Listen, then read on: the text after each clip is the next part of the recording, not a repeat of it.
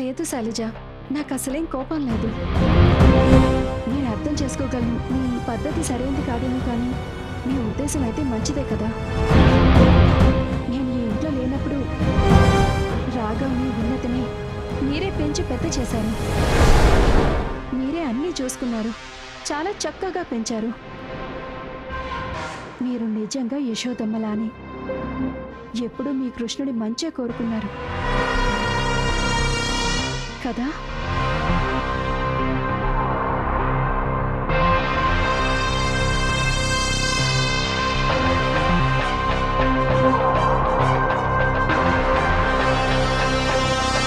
నాకు నీ మాటలు విన్నాక చాలా హాయిగా అనిపిస్తోంది. చూడు, నేను చేసిన తప్పు ఏదో చేసేసాను, కానీ దీన్ని సరిదిద్దుకోవడానికి ఒక పరిష్కారం వెతికాను. కానీ ఈసారి నేను ఒక్కదాన్ని ఏ నిర్ణయం తీసుకోను.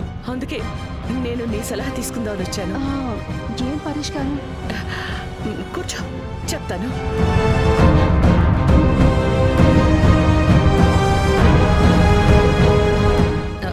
నర్మదా, నాకేమనిపిస్తోందంటే అసలు సగం సమస్య ఏంటో తెలుసా? జనాలకి విషయం పూర్తిగా అస్సలు తెలియకపోవడం. అంటే ఎవరికి తెలియదు కదా, రాఘవ ఇంకా రోహిత్ ఇద్దరు నీ కొడుకులే అని.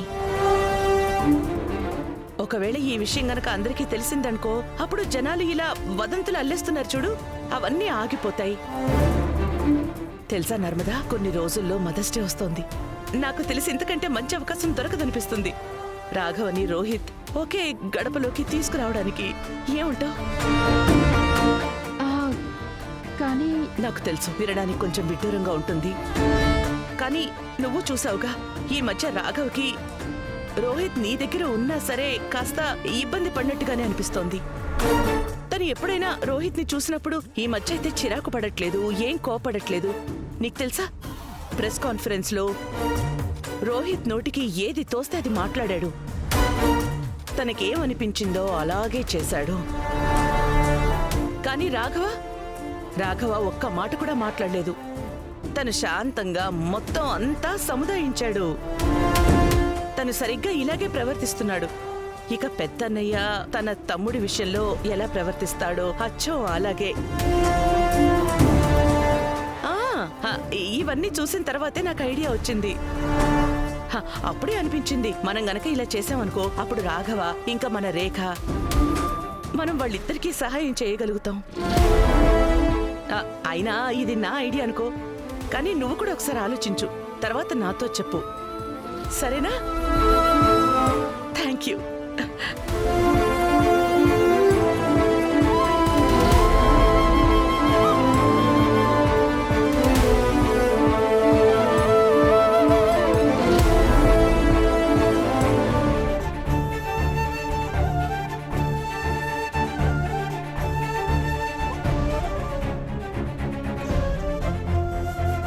రోహిత్ ఏదైతే చేశాడో అదేం తప్పు కాదు.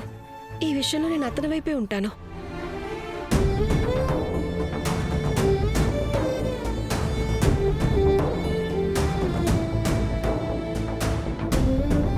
వద్దు, నేను రాఖీ కట్టించుకోను.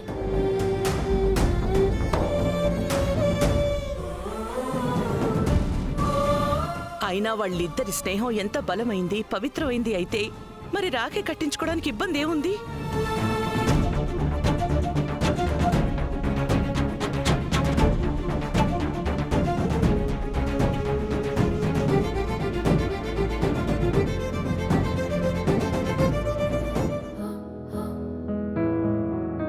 అరే వాహ్, నా పిల్లల ముద్దుల బంగారు తల్లి, నువ్వు తయారయ్యావా? రెడీయే. ఈరోజు అందరికీ చాలా గుర్తుండిపోవాలి. Happy mother's day. అయితే చెప్పు, పిల్లలు ఏమేం గిఫ్ట్స్ ఇచ్చారు? కేవలం రాఘవే. రాఘవ్ ఎప్పుడు ఏమీ చెప్పడు. ఈరోజు వద్దు అనడు, కానీ అన్నిటికన్నా బెస్ట్ గిఫ్ట్ ఇస్తాడు. ఒక్క నిమిషం. ఎంత బాగుందో కదా? నిజమే, చాలా బాగుంది. మీకు గుర్తుందా, నేను ఈ చీరని ఒక షాప్ లో విండోలో నుంచి చూశాను. మీరు తీసుకోమని కూడా చెప్పారు, కానీ చాలా ఖరీదని వదిలేశాను. కానీ ఇప్పుడు నాకు బాగా నచ్చింది. అప్పటి నుంచి నేను నా మనసు చంపుకుంటూనే వచ్చాను, కానీ ఎలాగో ఏంటో తెలీదు, నా రాఘవ్కి నా మనసులో ఉన్న ప్రతి ఒక్క కోరిక ఎలా తెలిసిపోతుందో ఏమో. అందుకే కదా తను నీ కోరికలు నెరవేర్చే కొడుకు. నీ కోరిక నెరవేర్చాడు కదా. Thank you Raghava. ఇదేంటి, నా పూజ గదిలో నేను లేకుండా పూజ ఎవరు మొదలు పెట్టేశారు?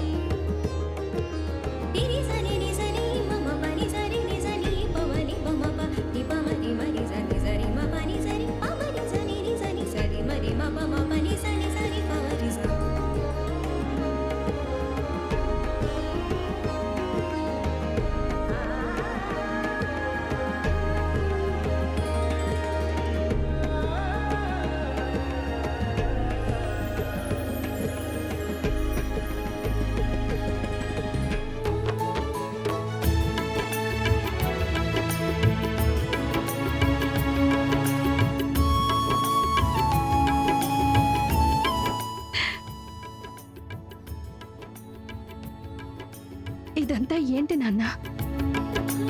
నేను అమ్మను, దేవుణ్ణి కాదు. నువ్వు నాకు ఆ దేవుడి కంటే తక్కువేం కాదమ్మా.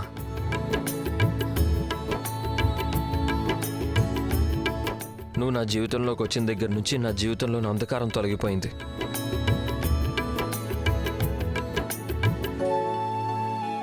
ఏళ్ల తరబడి చాలామందిని చూసేవాడిని. మదర్స్ డే సెలబ్రేట్ చేసుకుంటూ ఉండేవాళ్ళు. నాకు చాలా జలస్గా అనిపించేదమ్మా. పైగా అమ్మ అన్న మాట వినగానే గుండెల్లో అగ్నిపర్వతం బద్దలైపోయేది. కానీ ఈరోజు అలాంటిది ఏం లేదమ్మా. ఈరోజు నేను నిజంగా చాలా సంతోషంగా ఉన్నాను. ఇప్పుడు నేను ఎవరి నుంచి దాక్కోవాల్సిన అవసరం లేదు.